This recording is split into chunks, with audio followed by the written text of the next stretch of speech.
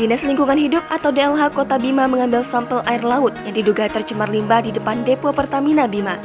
Pengambilan sampel ini dilakukan sekitar pukul 12.20 waktu Indonesia Tengah. Kepala Dinas DLH Kota Bima, Syarif Bustaman yang dikonfirmasi mengaku pihaknya belum bisa menyampaikan apapun soal kondisi air laut di Teluk Bima saat ini. Syarif mengatakan pihaknya sudah memantau sebaran material limbah di Teluk Bima.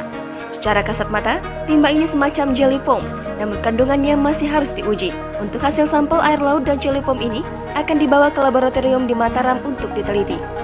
Sejauh ini belum ada yang mengetahui secara pasti dari mana datangnya cairan kecoklatan yang memenuhi Teluk Bima sejak kemarin itu.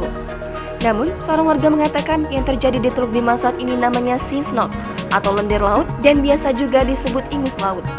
Hal itu terjadi karena adanya beberapa faktor, antara lain efek rumah kaca dan pemanasan global. Sahabat Mojo Insight, kita kembali menyiarkan langsung. Saya sekarang tengah berada di booth yang disediakan oleh Dinas Pariwisata Kota Bima, dan kami keliling ingin memantau sejauh mana dan seberapa luaskah dampak dari tercemarnya limbah yang ada di sekitaran sini. Jangan lupa subscribe, share, komen, dan like ya.